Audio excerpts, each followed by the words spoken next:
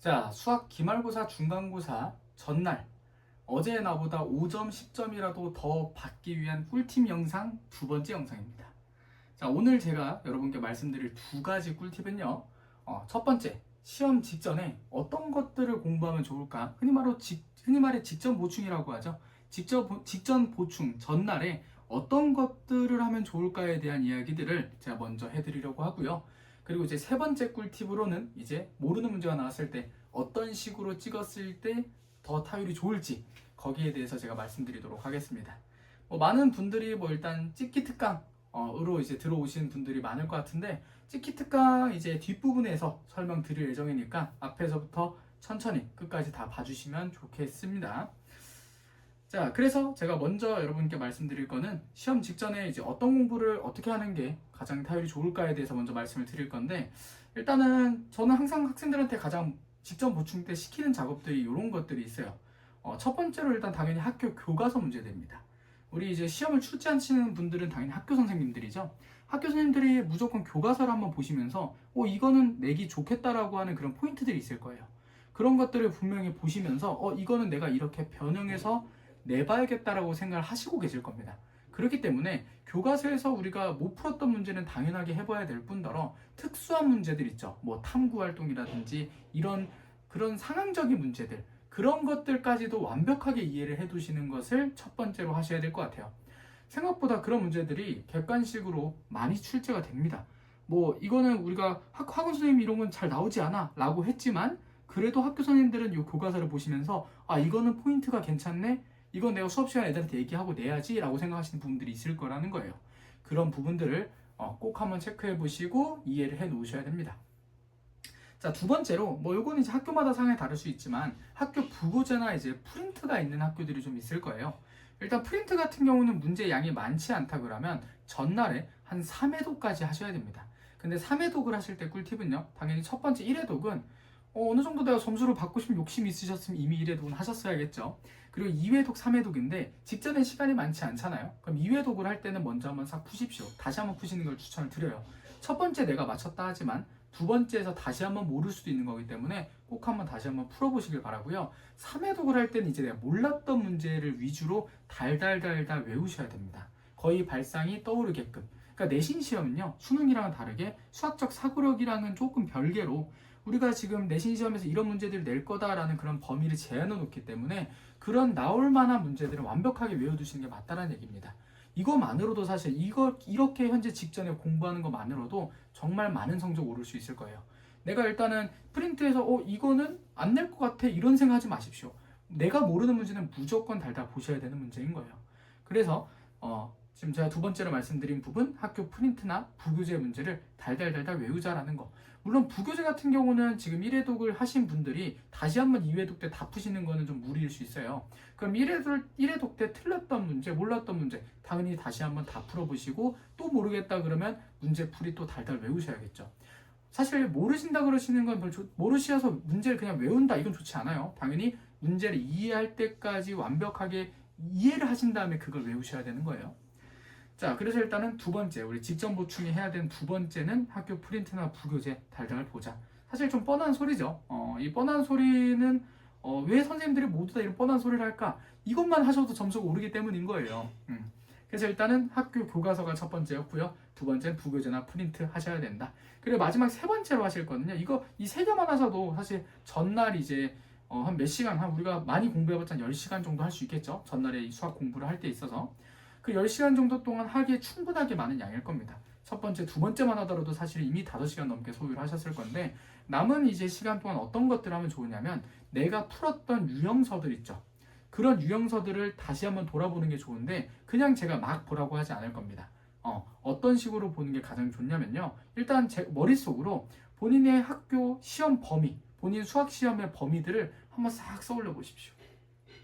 싹 떠올려 보고 그 단원에 어떤 유형들이 어떻게 있었지고 이건 어떻게 풀었었지라는 그 바로 발상의 흐름들이 있을 거예요. 그 사고의 흐름들이 있을 겁니다. 그런 것들을 그냥 A4용지에다 다 한번 써오십시오. 지금 제가 말씀드린 첫 번째, 두 번째, 교과서, 부교재, 프린트 이런 게 다 끝나셨으면 일단 이제 우리는 총체적인 그 범위 하에서 우리 시험 범위 안에서 이 단원엔 이런 문제들, 이런 개념들이 있었고 이런 문제들까지 있었으니까 이럴 땐 이렇게 풀었었다라는 그런 이제 바로 발상의 흐름들 있죠. 그런 것들을 잘 머릿속에 정리되어 있는지를 백지에 써봐야 본인이 알 수 있다는 얘기입니다. 그러면 백지 한번 싹 써보시고 나서 뭐 센이라든지 이런 유형서들을 딱 펴보시고 나서 내가 이 내용들은 까먹었다기보단 내가 백지에 빼먹었구나. 이거는 본인들이 몰라서 빼먹었다기보다는 머릿속에 인식이 잘 안 되어 있었을 확률이 큽니다. 근데 이게 굉장히 포인트예요. 머릿속에 인식이 안 되어 있다 그러면 생각보다 시험에 나왔을 때 이 문제가 이 유형의 문제다라고 바로 이제 생각이 들지 않을 수 있습니다. 그렇기 때문에 지금 내가 놓친 문제가 포인트예요. 놓친 문제들에 대한 그런 유형 문제 플러스 추가적으로 조금 그 유형에서 튈 수 있게 형태 변환한 문제들 있죠. 그런 것들은 여러 가지 문제들에서 조금 문제집들에서 좀 찾으셔서 그런 것들까지 한번 풀어보시면 좋겠다는 얘기입니다. 자, 그래서 뭐 일단은 그 세 가지 정도가 우리 직전 보충에 해주셨으면 좋겠는 일들이고, 요게 사실은 요거 하는 것만으로도 정말 많은 문제들이 예상해 볼 수가 있고요. 내가 놓치고 있었던 포인트들을 다시 한번 돌아보는 계기가 될 수 있을 거예요. 그래서 시험 직전에 이런 세 가지 공부들 해주시면 좋을 것 같고요. 두 번째로 제가 말씀드릴 꿀팁이었던 것은 이제 찍기였죠. 이제 찍기 특강이 궁금하셨던 분들은 한번 보시면 될 것 같습니다. 요걸로 제가 총 정리해놨어요. 자, 찍기 특강 어떤 것들 어떻게 하면 좋을까? 일단은 뭐 정말 많은 찍기 얘기들이 있지만 제가 생각하는 내신 시험에서 가장 타율이 좋은 흐름들을 말씀을 드릴 건데, 다시 한번 말씀드리지만 어디까지나 찍기입니다. 찍기이기 때문에 그냥 조금이라도 좀 도움이 됐으면 하는 마음으로 제가 요거를 준비하고 있는 거니까 무조건 맞다라고 생각하지 마시고, 직전에는 아까 제가 말씀드렸던 그 직전에 해야 될 것들을 완벽하게 하신 후에 요 이제 찍기를 봐주시면 될 것 같습니다. 자, 일단은 제가 내신 시험지를 봤을 때 이 문제를 모르겠다, 학생들이 이 문제를 몰랐을 때 이런 식으로 찍으면 좀 타율이 좋지 않았을까에 대한 생각들을 많은 시험지를 풀면서 항상 합니다. 그거에 대한 정리를 좀 간단하게 해봤는데, 일단 첫 번째로는 찍을 때 최대한 풀고 찍으셔야 됩니다. 이거를 그냥 이제 시간이 남아가지고 그냥 문제의 번호만 찍는다 이런 얘기를 드리고자 제가 이 영상을 찍는 게 아니에요. 이 문제는 여기 있는 이 문제를 최대한 풀고 나서 이 최대한 푼 상태에서 절대 답이 될 수 없는 선지들은 제외할 수 있겠죠. 예를 들면 내가 이제 이 문제를 풀었을 때 나올 답이 홀순지 짝순지에 대한 예상이 가. 그러면 이제 짝수 문제들의 선지를 제외할 수가 있는 거고요. 그리고 두 번째로 선지를 제외한 것도 마찬가지고 남은 선지 중에서 이 상황이 성립하려면 이것을 대입해 봤을 때 되는지에 대한 체킹을 역으로 할 수 있죠.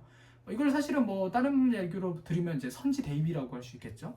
근데 그 선지 대입도 어느 정도 문제를 푼 상태에서만 대입을 했을 때 효과가 있는 거기 때문에 문제를 충분히 풀어 놓으시고 나서 그 다음 선지 대입까지도 해보시면 된다는 얘기입니다.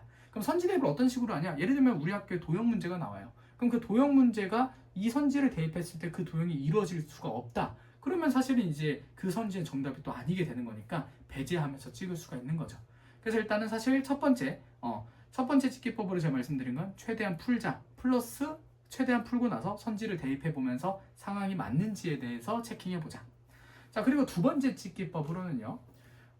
이게 이제 사실 문항 번호 찍기인 것 같아요. 모든 선생님들이 다 말씀하시는 문항 번호 찍기인데, 저는 그 문항 번호 찍기에 사실 역의 생각을 가지고 있는 사람이에요. 이게 무슨 말씀이냐면, 일단은 만약에 우리 학교 15문제 객관식이 나온다 라고 했을 때 33333으로 딱 맞아 떨어지는 것이 아니에요. 1번 3개, 2번 3개, 3번 3개 이러지 않는다는 얘기입니다. 보통은 2, 4, 4, 3, 3 이런 식으로 2, 4 이런 식으로 2, 2, 4, 4, 3 이런 식으로 나올 수 있다는 얘기죠. 그러니까 한 번호에 그 각각의 5개의 번호가 고르게 균등하게 분포되어 있지 않을 수 있다는 얘기입니다. 않을 확률이 훨씬 더 높다라는 얘기예요. 그리고 많은 친구들이 사실은 어떤 작업을 하냐면, 제가 앞선 영상에서 말씀드렸던 3단계 문제 있죠. 그 3단계 문제가 당연히 자기가 모르는 문제로서 남겨져 있는 상황에서 문항 번호 찍기를 해요. 그럼 저는 보통 타율이 안 좋을 거다라고 생각합니다. 왜냐하면은 당연하게 학교 선생님들도 그런 것들을 예측을 하세요. 이 문제가 어렵기 때문에 이 문제에서는 애들이 좀 찍을 확률이 높아. 그러면은 내가 선생님들도 문항 번호 체크를 해보시면서 이 번호는 애들이 찍을 확률이 높겠네 하면서 오히려 다른 번호로 하실 수 있다는 얘기죠. 그래서 저는 오히려 문제를 풀 때 한 문제, 두 문제가 남은 상황에서 예를 들면 1번이 2개가 남아있고 나머지 문제가 1번이 하나 있고 1번이 한두 개 정도 있고 뭐 상황 따라 다를 수 있을 것 같은데 결국 내가 이건 뻔히 보이는 1번을 밀면 될 것 같다는 생각이 들 수 있잖아요. 그래서 근데 저는 오히려 그거를 역으로 일단은 이것이 아니지 않을까, 한 문제 남은 상황에서 특히 아는 겁니다. 그러니까 만약에 문제가 2, 3, 3, 3, 3, 즉 1번이 2개, 나머지가 다 3번이 나왔었어요, 앞에 문제들이. 그리고 마지막 문제가 이제 1이 하나 비었으니까 1을 체크한다. 아, 절대 하지 말아야 될 행동이라는 거죠. 왜? 1번이 남은 거 학교 선생님들도 예측을 하시고 1번 오히려 답을 안 했을 확률이 훨씬 높다는 얘기입니다. 그렇기 때문에 일단 저는 문제 찍기를 역으로 생각하셔서 항상 번호의 문항수에 맞게 찍지 않으셔야 된다는 얘기입니다. 그래서 3단계 문제는 그거를 좀 조심하시면서 찍으시면 좋겠고, 그리고 이제 4단계 문제에서 이게 좀 타율이 좋을 것 같아서 제가 말씀을 드리는 거예요. 4단계, 제가 말씀드렸던 문제 4단계는 뭐였죠? 1, 2단계 문제 중에서 내가 풀 수 있었을 거라고 판단했지만 내가 못 푼 문제 있죠. 그런 문제들은 비어있는 번호, 그러니까 즉 부족한 번호를 채워 넣는 게 타율이 좋은 것 같습니다. 왜냐하면 사실 4단계라고 제가 분류를 했지만 1, 2단계 자리에 있었던 문제잖아요. 그러면은 선생님들이 생각하시기에 이 문제는 애들이 많이 풀었을 거다라고 생각했던 정답률이 높은 문제일 거거든요. 그러면 사실 그런 문제들은 번호 밀기를 했을 때 조금 더 타율이 높을 거다라는 얘기입니다. 그래서 문항 번호 찍기에 대한 이야기는 오히려 3단계 정리를 해서 드리면 3단계 문제를 오히려 빈 번호로 찍지 말고 4단계 문제는 빈 번호로 찍자. 3단계 문제는 오히려 빈 번호를 제외하자라는 게 제가 생각하는 조금 더 높은 타율인 것 같습니다. 자, 마지막 세 번째 꿀팁인데요. 요건 이제 특수한 상황에서 말씀을 드리는 겁니다. 특수한 상황이 뭐냐면 이제 도형 문제가 나오는 챕터다. 뭐 예를 들면 이제 고등수학에서는 뭐 여러 가지 사실 도형들이라고 하면은 그냥 도형이 아니라 사실 그래프나 이런 것들도 다 포함이에요. 예를 들면 그래프에 그림이 그려졌는데 그 그래프에서 뭔가 y좌표의 그런 차이를 구해야 되는 그런 상황이다. 혹은 도형에서 선분의 길이를 구해야지만 내가 뭔가 넓이를 구할 수 있고 이런 상황이다라고 하면 실제로 우리는 그 그림이 학교 선생님들께서 보통 그 그림을 만드실 때 이 문제 상황에 맞는 그림을 가져오셔서 시험지에 넣어 놓으시거든요. 그렇다는 거는 그 그림에 있는 나와 있는 그런 조건들과 그 우리가 구하고자 하는 그 선분의 길이들에 대한 비율이 똑같을 수밖에 없어요. 그러면 우리가 어떻게 하는 거냐면 시험 직전에, 시험 전날에 샤프나 아니면 지우개에 눈금을 조금 표시하고 가시는 거예요.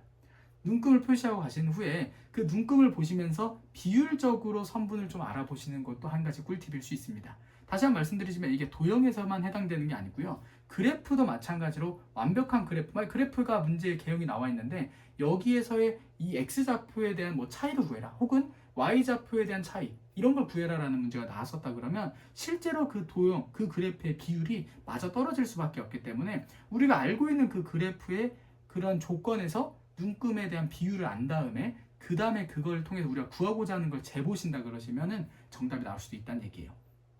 자, 그래서 제가 도형에서는 항상 전날에 눈금 같은 걸 좀 표시해서 가시면 좀 더 좋을 것 같다라는 거. 이게 뭐 일단은 기본적으로 부정행위는 아니니까요. 네.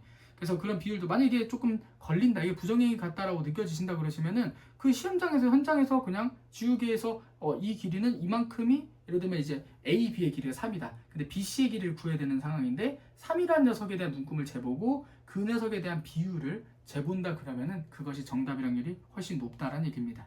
그래서 도형에서의 꿀팁은 요런 이제 지우개나 샤프를 활용해서 비율을 구해보자라는 얘기예요. 자, 그래서 제가 일단 시험 직전에 보기 좋은 영상 보면 훨씬 더 점수가 높아질 수 있는 그런 영상 2가지를 준비를 한 건데요. 3가지 꿀팁을 말씀드렸죠.